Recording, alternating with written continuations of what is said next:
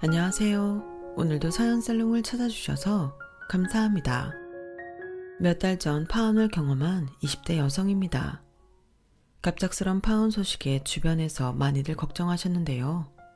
정작 당사자인 저는 하늘을 날 것 같은 기분입니다. 그렇다고 부모님 성화에 못 이겨 억지 춘향으로 결혼을 할 뻔했던 건 아니에요. 헤어진 지금도 예비 신랑에 대해서는 고마움과 미안한 마음 뿐이니까요. 제 파혼 얘기를 하려면 먼저 저희 아빠에 대한 얘기부터 시작해야 할 것 같아요. 저희 아빠는 서천에서 나고 자라셨어요. 지금은 고향을 떠나 인근 도시에 살고 계시지만요. 아버지를 일찍 여인 탓에 홀어머니 밑에서 갖은 고생을 하며 살아오셨죠. 저희 할머니는 집 근처 항구에서 허드렛 일을 하셨는데 여자라 크게 힘쓰는 일을 못하고 생선 다듬고 꽃게 담는 정도의 일을 하셨다나 봐요. 상품 가치가 떨어지는 생선이나 떨어진 꽃게 다리를 얻어다가 반찬을 만들어 주셨다는데 아빠는 아직도 할머니가 해주시던 꽃게 다리 무침 맛을 못 잊겠대요. 얄싹한 꽃게 다리에 살이 들었으면 얼마나 들었겠냐. 그래도 양념 맛이 좋아서 꽃게 다리 무침 한 접시면 밥 한 그릇은 뚝딱이었지. 그 맛을 아직도 잊을 수가 없다. 지금은 개공장을 하셔서 알이 통통하게 든 꽃게 무침은 질리도록 드실 수 있는 아빠지만 다리밖에 없던 할머니의 게무침이 세상에서 제일 맛있었다고 하세요. 이런 아빠에게는 가슴에서 지워지지 않는 별명이 하나 있어요. 그건 바로 거지 새끼였죠.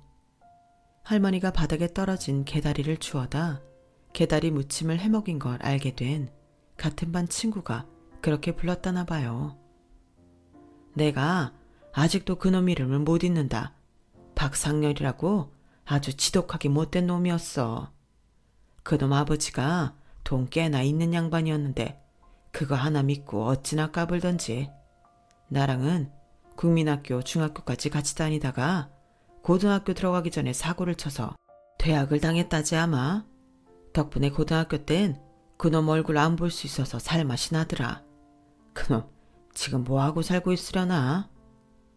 가끔 약주를 드시면 아빠는 넋두리처럼 어린 시절 얘기를 꺼내시곤 했는데 먹고 사는 게 힘들어서 배를 골았던 일, 그리고 가난한 살림 때문에 거지 새끼라고 놀림을 받았던 일까지 굴곡진 인생사를 담담하게 들려주셨어요.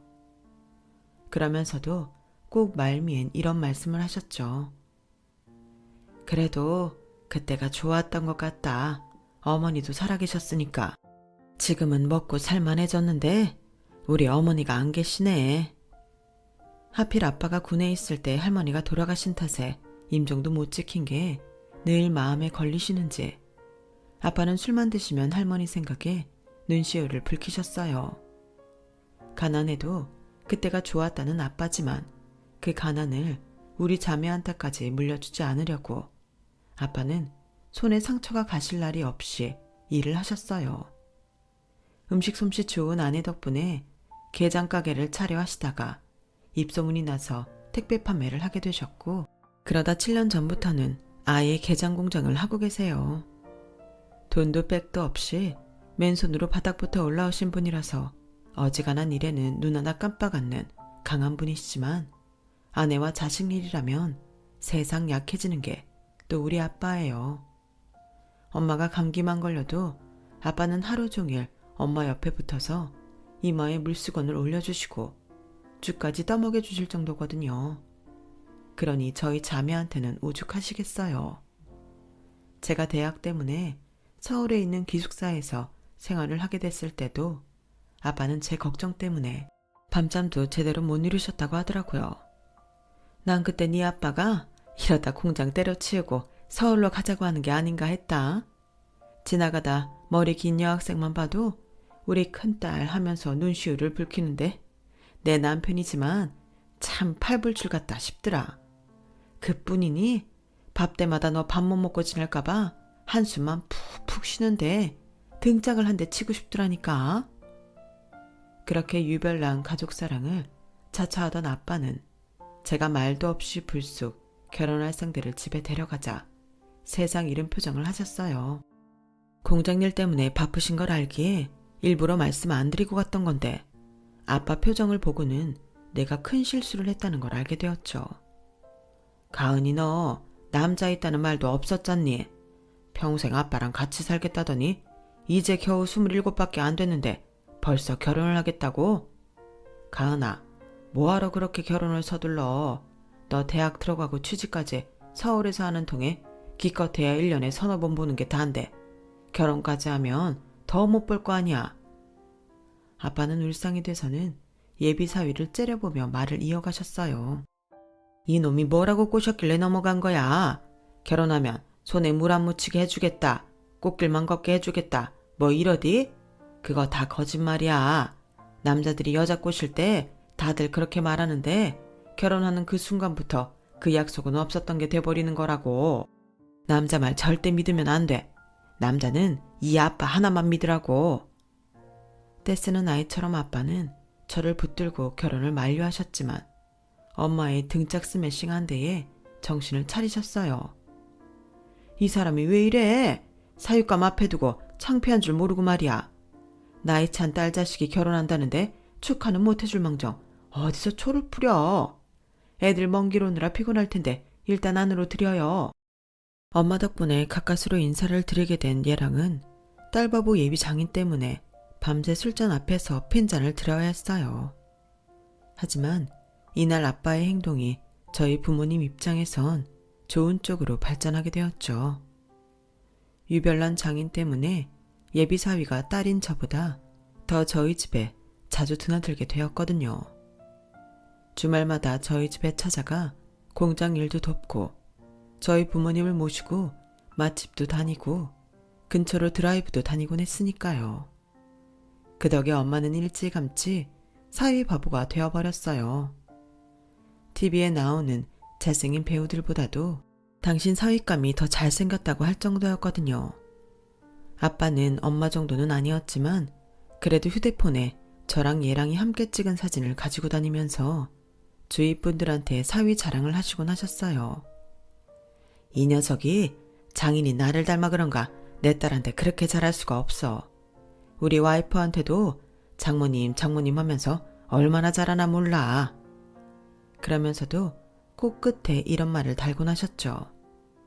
이게 다 내 딸이 남자 보는 눈이 있어서 그런 거야. 내 딸이 어지간 똑똑해야지. 그렇게 얘랑은 저희 집에서 사랑받는 사윗감이 되었지만 제 처지는 그 반대였어요. 예비 시댁에서는 저를 못마땅해 하셨거든요. 특히 예비 시아버지한테요. 예비 시아버지는 지역 유지로 정계 입문을 앞둔 분이었어요. 이번 보궐선거 때 국회의원 선거에 나갈 예정이라고 하더군요. 그래서 며느리로 재력이나 명성이 있는 집안에 여식을 드리고 싶어 하셨어요. 저처럼 평범한 서민층은 거들떠도 안 보시는 분이라 제가 인사를 드리러 갔을 때 대놓고 그러시더라고요. 나처럼 소셜 포지션이 있는 사람들은 집안에 사람을 들일 때 각별한 검증을 하는 편이지 검증되지 않은 사람을 가족으로 받아들일 수는 없어. 검증이라면 어떤 부분의 검증을 말씀하시는 건가요? 참 젊은 친구가 말기가 어둡구만. 내가 그쪽 주민번호가 궁금하겠어? 출신 학교가 궁금하겠어? 당연히 그쪽 부모 아니겠냐고. 어떤 부모 밑에서 자랐는지를 알아야 내가 며느리로 들이든 할 거 아냐. 그래, 부친은 무슨 일을 하시나? 게장 공장을 하고 계세요. 규모는 그리 크지는 않지만. 됐어. 더 안 들어도 될 것 같네. 식품회사도 아니고 게장 공장?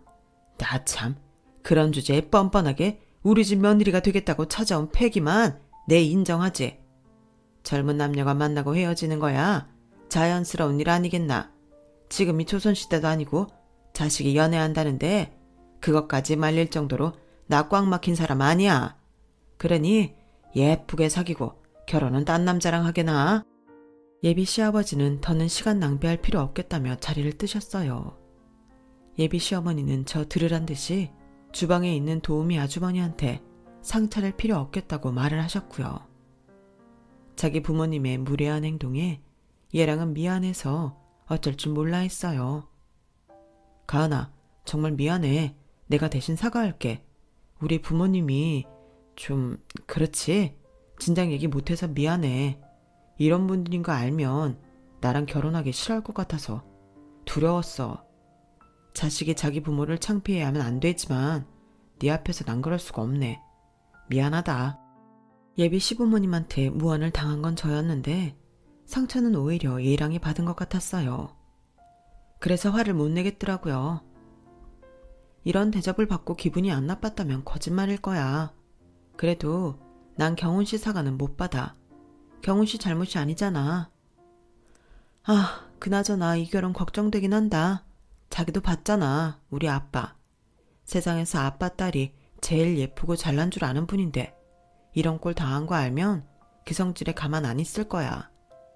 그래서 말인데 나 어떻게든 경훈 씨 부모님한테 점수 좀 따야겠어. 먼저 어머님부터 공략해서 차근차근 점수를 쌓는 게 낫겠지? 어머님이 뭘 좋아하시려나? 그때는 어떻게든 예비 시부모님한테 점수를 따야 한다는 생각뿐이었어요. 그게 얼마나 부질없는 짓인지 몰랐으니까요. 자기 부모님한테 잘 보이기 위해 노력하는 절 위해 얘랑은 평소 어머님이 좋아하시는 게 뭔지, 어떻게 해드려야 웃으시는지 조금이라도 제게 도움이 될 만한 거라면 뭐든 알려주었어요. 얘랑이 저희 아빠 마음을 돌리기 위해 애썼던 것만큼 저도 예비 시어머니한테 점수를 따려고 밤낮 없이 노력을 했죠. 성적을 올리는 것보다 사람 마음을 얻는 게 훨씬 힘든 일이라는 걸 그때 알았어요. 한순간도 방심할 수 없었거든요. 얘랑의 조언에 따라 외모 가꾸는 데 관심이 많은 어머님을 위해 강남에 있는 유명 에스테틱 샵에 예약을 하고 명품 매장 직원 할인 쿠폰도 얻어다 드렸어요.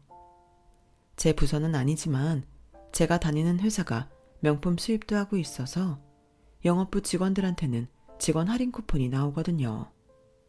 다행히 평소 어머님이 즐겨 사용하시는 브랜드라서 어머님도 꽤 좋아하시더라고요. 어머, 이걸 60%나 할인받을 수 있다고? 세상에, 그게 다 얼마야? 예, 근데 이거 내가 써도 되는 건 맞니? 직원만 쓸 수 있는 거 아니야? 아니에요. 직원 가족들도 종종 사용하는걸요. 대신 지정된 매장에서만 사용 가능하니까 저랑 같이 가세요. 어머, 그래? 그럼 우리 언제 갈까? 안 그래도 받은 백이 하나 있는데 그 제품도 거기 있을라나 모르겠네. 요즘 우리 집 양반이 국회의원 한번 돼보겠다고 여기저기 돈 퍼다 나르느라 내가 10원짜리 수표 한 장 쓰는 것도 눈치를 보고 살잖니. 그놈의 정치가 뭐라고? 내 돈 들어가면 뭐 하는 짓인지 모르겠다. 기왕 말 나온 김에 우리 내일 갈까? 넌 시간 어떠니? 네, 괜찮아요. 그럼 내일 점심때 가실래요? 매장이 저희 회사 근처라 점심시간에 잠깐 들르면 될 것 같거든요. 그래, 그럼 내가 내일 니네 회사로 가마. 가은아, 너 꼭 내 며느리로 들어와야 한다. 그래야 종종 너랑 쇼핑도 하고 피부관리도 받으러 다니지. 내가 우리 집 양반은 살살 구슬려 놓을 테니까 너무 걱정하지 마. 다행히 어머님한테는 공들인 만큼 마음을 얻을 수 있었어요. 문제는 아버님이었는데 어머님 덕분에 훨씬 수월해졌어요. 어머님이 중간에서 제 자랑을 많이 해놓으셨거든요. 있는 집 며느리 들여봤자 지 친정 믿고 시부모 알기를 우습게 알기나 하지 크게 도움될 거 없다면서 그러느니 시부모한테 잘하고 고분고분한 며느리를 드리는 게 훨씬 낫다고 말이죠. 처음엔 시큰둥하던 아버님도 가만 얘기를 들어보니 그 말이 틀리진 않은 것 같다고 판단하셨나 봐요. 그래서 예랑을 시켜 주말에 같이 집에 오라고 하시더라고요. 이번이 마지막 기회다 생각하고 만반의 준비를 해서 예비 시댁에 갔어요. 저희가 들어가자 어머님이 달려나와 저를 맞아주셨어요. 아버님도 전보다 많이 누그러진 모습이셨고요. 처음 찾아뵀을 때는 물 한 잔 안 주시더니 이번엔 근사한 점심상까지 차려놓으셨더라고요. 식사를 마치고 차를 마시는데 아버님이 그러시는 거예요. 이 사람이 하도 네 칭찬을 하길래 제대로 얘기라도 해볼 건 불렀다. 네가 그렇게 센스도 있고 똑똑하다며? 들어보니 K대를 나왔다고 하던데 전공이 어떻게 되니? 경영학과를 나왔습니다. 그래, 그거 참 잘 됐구나. 안 그래도 이번에 내가 출마하려는 당에 K대 경영학과 출신들이 많다더구나. 거기 선후배 관계가 꽤 돈독하다지? 아버님은 처음으로 저를 보며 입가에 미소를 지으셨어요. 실은 나도 K대 출신이란다. 이거 참 본의 아니게 집안에 동문이 생겼네. 아버님이 대학을 나오신 것도 몰랐지만 저랑 동문이라는 건 그날 처음 알았어요. 그런데 어째 얘랑 표정이 좋지 않더라고요. 그리고 그 이유는 집으로 돌아가는 차 안에서 알게 되었어요. 왜 말 안 했어? 아버님이 K대 나오신 거. 진작 알았으면 학연으로 먼저 점수 좀 딸 수 있었잖아. 그러자 얘랑이 잠시 침묵하더니 그러는 거예요. 우리 아버지 대학 안 나오셨어. 정확히 최종 학력이 어떻게 되는지는 나도 잘 모르겠는데 평소에 학벌 콤플렉스가 심했던 걸 봐서는 고등학교도 못 나오신 것 같아. 그치만 아까 아버님이 분명히 K대 나오셨다고 했잖아. 설마 나한테 굳이 안 해도 되는 거짓말까지 하셨을까? K대를 다니신 건 맞는데 학사과정이 아니라 그 대학에서 운영하는 평생교육원을 수료하신 거야. 찍힌 수료증에 K대 마크를 얼마나 자랑스러워하시던지. 모르긴 해도 밖에서 사람들 만날 때 K대 출신이라고 말하고 다니실걸? 아, 그런 거였구나. 근데 국회의원 출마하실 거면 그거 좀 문제가 되지 않을까? 학벌 위조로 걸릴지도 모르는데. 그런 거라면 걱정 안 해도 돼. 우리 아버지가 국회의원 될 일은 없으니까. 아버지를 받아주겠다는 당도 없는걸. 얘랑 말을 들어보니 조금 안 됐다는 생각이 들었어요. 어머님 말씀에 따르면 국회의원 되겠다고 돈도 꽤 쓰시는 것 같았거든요. 그런데 출마조차 할 수 없게 된다면 얼마나 상심이 크시겠어요. 물론 저라도 아버님 같은 분은 출마를 하신다 해도 뽑지 않겠지만요. 그런데 얼마 뒤 우려하던 일이 실제로 벌어지게 되었어요. 그 어떤 당에서도 아버님을 받아주지 않았거든요. 이런 쓰레기 같은 놈들, 좋다고 술 받아 처먹고 골프장 라운딩 따라다닐 땐 언제고 이제 와서 모른 척을 해. 근데 이것들 그냥. 그만하세요. 그러게 확실하지도 않은데 뭐하러 돈을 그렇게 퍼다 부었어요. 그 돈이 다 얼마야. 아우 속 터져. 내가 금배지만 달아봐. 네 이것들 가만 안 둘 테니. 아이고, 당에서도 안 받아주는데 무슨 수로 금배지를 달아요? 설마 당신 무소속으로 나가겠다는 건 아니죠? 그런 거라면 꿈도 꾸지 말아요. 1, 2번 아니면 어차피 가망도 없다고요. 괜히 공탁금이니 뭐니 돈만 날릴 텐데 그 짓을 왜 해요? 돈이 썩어난대요. 안 돼요. 절대 안 돼. 어머님이 그렇게 만류하는데도 아버님은 뜻을 꺾지 않았어요. 무소속 출마를 선언하신 거죠. 그런데 그로 인해 저만 곤란해졌지 뭐예요. 평소 저한테 전화를 거는 일이 없던 아버님이 웬일인지 전화를 하셨더라고요. 가은아, 니네 아버지가 게장 공장을 한다고 그랬던가? 네, 그런데 그건 왜 물으세요? 사돈 낼 사람인데 슬슬 나도 알아가야 하지 않겠니? 그래, 업장 규모는 어떻게 되니? 직원 수는? 아버님은 마치 호구조사 나온 동사무소 직원처럼 시시콜콜한 것까지 물어보셨어요. 생각보다 규모가 꽤 큰가 보네. 연매출도 꽤 되겠어. 내가 언제 한번 찾아가 봐야 하는데 말이야. 그건 그렇고 결혼 얘기가 나온 지도 꽤 됐는데 이제 슬슬 상견례를 해야 하지 않겠니? 이왕이면 선거 전에 니들 시까지 치렀으면 좋겠다.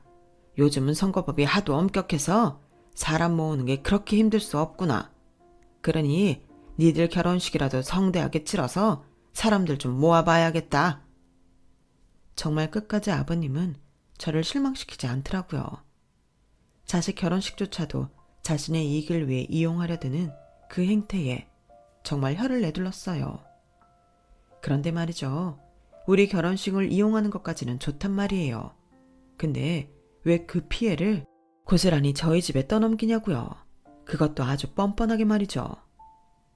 가은이 너도 알겠지만 사실 우리 집안이 너희 집과 사돈을 맺는다는 게 누가 봐도 말이 안 되는 일이잖니. 곧 국회에 입성할 사람이 게장 장사하는 집이랑 사돈을 맺는다는 것 자체가 말이 안 돼요. 그래도 니들이 서로 죽고 못 사니 내 어쩌겠어. 그래서 니들 결혼은 허락은 했다만 나도 얻는 게 있어야 하지 않겠니? 일단 결혼식은 너희 집에서 맞는 걸로 하자. 내가 사실 선거 때문에 그런 거에 신경 쓸 여력이 없어요. 똑똑한 아이니까 내 말 잘 알아들었을 거라 생각하마. 그렇게 아버님과의 통화는 끝이 났고 저는 멍한 상태가 되었어요. 도대체 뭐가 말이 안 되는 일이고 저희 집에서 어디까지 알아서 하라는 건지 감이 안 잡히더라고요. 그래서 저희 집에 알리기 전에 어머님께 전화해 좀 더 자세히 들어보려고 했더니 이러시지 뭐예요.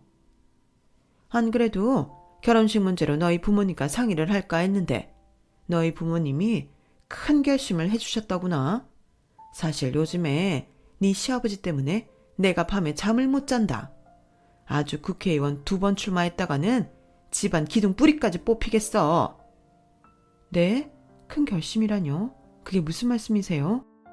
결혼식 말이다. 호텔에서 하기로 했다며. 그런데 규모가 그렇게 큰 호텔이 있겠니? 우리 쪽 하객만 해도 네 시아버지 말로는 1000에서 1500명 정도는 될 것 같다 그러시던데. 1000에서 1500명이요? 그거도 그거지만 식비만 해도 엄청날 텐데. 정말 괜찮겠어? 호텔 결혼식이면 못해도 인당 20만 원 가까이 될 텐데. 어머님, 저 솔직히 그럴 자신 없어요. 아버님이 독단적으로 결혼식을 저희 집에서 하라고 하신 거지 제가 그러겠다고 한 적 없거든요. 게다가 신랑 측 하객만 1000명이 넘는다니 그걸 어떻게 감당해요?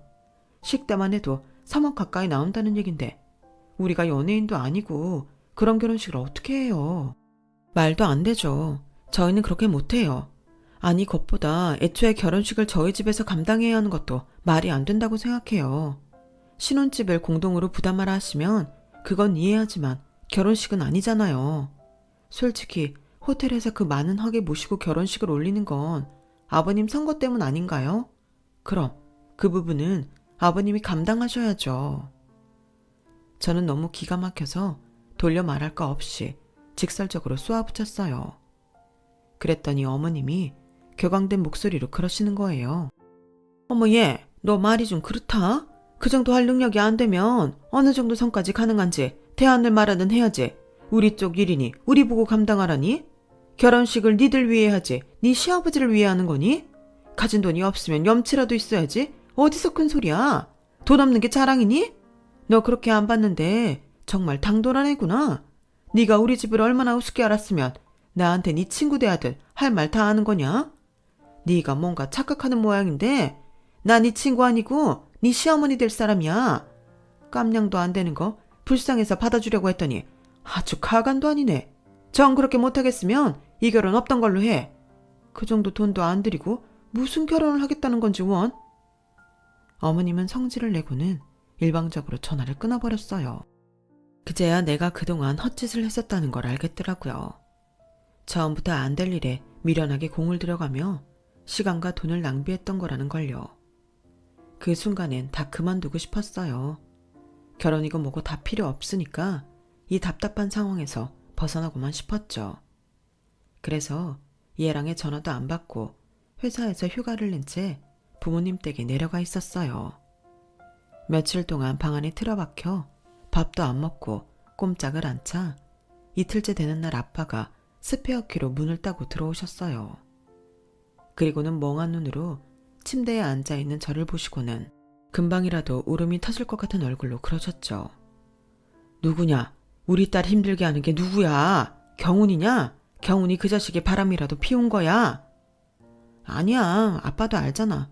경훈씨 그럴 사람 아닌 거. 그럼 왜 이러고 있는 건데? 도대체 뭐 때문에 우리 딸이 이렇게 초주검이 돼 있는 거냐고. 눈물이 그렁그렁한 아빠 얼굴을 보니 저도 모르게 눈물이 흘러내렸어요. 그래서 아빠를 끌어안고 펑펑 울었죠.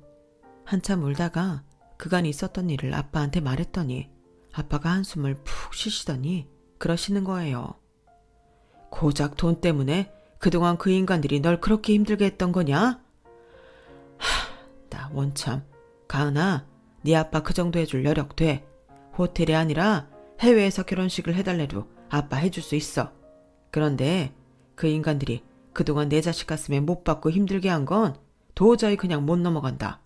일단 그쪽에 원하는 대로 결혼식 해주겠다고 하고 상견례부터 잡아라. 만약 상견례 때 그 인간들이 너한테 사과하면 내가 이 결혼 하게 하고 끝까지 사과 안 하면 그때 네 아빠가 결혼식 다 엎어버릴 테니까. 알겠지? 그러니까 걱정하지 말고 밥부터 먹자. 아빠는 내 새끼 입에 밥 들어갈 때가 제일 행복한 사람인데 네가 밥을 굶으면 어떡하냐. 나가자.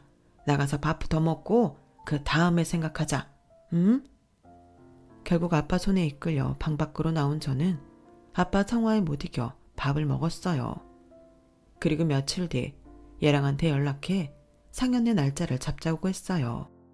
그리고는 시어머니한테 전화해 아빠가 말한 대로 시댁에서 원하는 대로 결혼식 비용도 되겠다고 말했죠. 그러자 언제 그랬냐는 듯이 다시 어머님은 다정한 목소리로 저를 대하시더라고요. 가은아, 저번에 많이 놀랐지? 나도 그때는 제정신이 아니라서 말을 좀 함부로 한 것 같다. 근데 얘, 너도 그러는 거 아니야. 그래도 내가 명색이 시어머니인데 며느리감한테 그런 소리 들으면 기분 좋겠니? 뭐 서로 간에 약간씩 실수한 거니까 우리 그날 일은 다 잊고 앞으로 있을 좋은 날만 생각하자. 좋은 날. 이 과연 올지는 모르겠지만 아무튼 저는 시어머니 성질을 긁지 않고 조용히 통화를 마쳤어요. 그리고 드디어 상견례가 있는 날, 저희 가족은 미리 예약해둔 한정식 집에 도착했어요. 저희가 도착하고 한 10여 분쯤 지나자 예랑과 예비 시부모님이 룸으로 들어오셨어요. 그런데 저희 시아버지를 바라보는 아빠의 눈빛이 예사롭지가 않더라고요. 마치 철천지 원수를 외나무 다리에서 만난 것처럼 눈에 독이 잔뜩 들어있었죠. 아빠는 제가 고향집에 내려가 시금을 전폐하고 있던 그때 제게 저희 시부모님에 대해 물었던 적이 있어요. 그리고는 시아버지 성함을 포털 사이트로 검색까지 하셨죠. 국회의원 선거에 나간다고 하시더니 아버님에 대한 정보가 꽤 올라와 있더라고요. 그런데 아버님 사진과 이력을 확인하던 아빠가 갑자기 욕석을 내뱉으며 한숨을 푹푹 쉬시더라고요. 왜 그러시냐고 무슨 일이 있냐고 물어도 대답도 않고 말이죠. 그런데 오늘 아버님을 보고 또다시 그때와 같은 표정을 지으시는 걸 보니 모르긴 해도 아버님과 연관이 있는 일이 분명한 것 같았어요. 그리고 잠시 뒤 그간의 궁금증이 해소가 되었죠. 그런데 가은이 아버님은 왠지 낯이 좀 익습니다. 혹시 고향이 어디십니까? 서천입니다. 서천이요? 나도 서천 출생인데. 그럼 학교는 어디 나왔습니까? 그러자 아빠는 조소를 지으며 말했어요. 나다 백승천이. 백승천이라. 너 그 거지 새끼? 맞지? 그래, 네가 거지 새끼라고 부르던 백승천이 맞다. 넌 나이를 먹고도 여전하구나. 이야, 지질이 가난해서 항구에 떨어진 개다리 주워다 먹던 거지 새끼랑 내가 사돈을 맺게 되다니. 나 참, 이거 말이나 되는 상황이야? 아들 너 이놈, 어디서 여자를 데려와도 이런 부모 밑에서 난 여자를 데려왔어? 너 가은이 아빠가 어떤 사람인 줄 아냐? 우리 동네에서 제일 찢어지게 가난한 집 자식이었어. 이놈이 개다리 주워 먹고 살던 거지 새끼라고. 그런데 천하의 박종대가 이런 거지 새끼랑 사돈을 맺어야겠냐? 난 못해. 아니, 하늘이 두 쪽 나도 절대 안 해. 그때였어요. 저희 아빠가 피식피식 웃기 시작하셨죠. 너 지금 웃었어? 니까지 감히 내 앞에서 웃어? 이 거지놈이 죽으려고 어디서 까불어? 너 일어나! 당장 일어나! 그러자 한참을 피식거리며 웃던 아빠가 입을 열었어요. 닥치고 앉아 이 새끼야. 쪽팔리고 싶지 않으면 조용히 입 쳐 다물어. 너 국회의원 출마한다며? 넌 봐, 양심의 가책도 안 느끼냐? 너 같은 새끼가 금배지 달겠다고 기웃대니까 이 나라 정치가 이 모양 이 꼴인 거야. 양심이 없어 이놈이. 너 학폭이라고 들어봤지? 학교폭력 말이야. 요즘은 인터넷이 발달돼서 그거 하나 뜨면 잘 나가던 가수고 배우고 하루아침에 다 바닥으로 뚝뚝 떨어지더라. 아주 올바른 현상이지. 그게 당연한 거야. 너 중학교 퇴학당할 때 퇴학사유 기억나냐? 내가 말해줘. 네가 종택이 괴롭히고 돈 뺏고 끝내는 다리 한쪽 병신 만들어서 잘린 거잖아. 네 아버지가 돈 써서 종택이 아버지 입은 막았나 몰라도 반 애들은 다 알고 있었다. 너 그 사고치고 서울로 올라와도 재벌어 개 못 준다고 돈 써서 들어간 학교에서도 사고쳐서 퇴학당했잖아. 근데 인터넷에 떠있는 이 학력 내내는 네가 대졸로 돼 있더라. 그것도 K대. 이게 참 이상해서 내가 K대에 전화해서 물어봤잖냐. 그랬더니 본인이 아니면 확인을 못 시켜준대요. 법이 그렇대.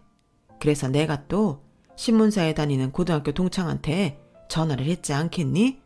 그 녀석 시켜서 좀 알아봤더니 네가 나온 건 대학이 아니라 돈만 내면 다닐 수 있는 평생 교육원이라는 거야. 2주에 뭐 얼마라더라? 한 몇십만 원 하든가? 내가 살다 2주짜리 대학은 또 처음 들어봤다는 거 아니냐. 중학교 동창회에 가서 이 얘기를 했더니 너한테 괴롭힘 당했던 종택이 그 자식이 눈가를 뒤집으면서 너 이놈 가만 안 둔다고 난리더라.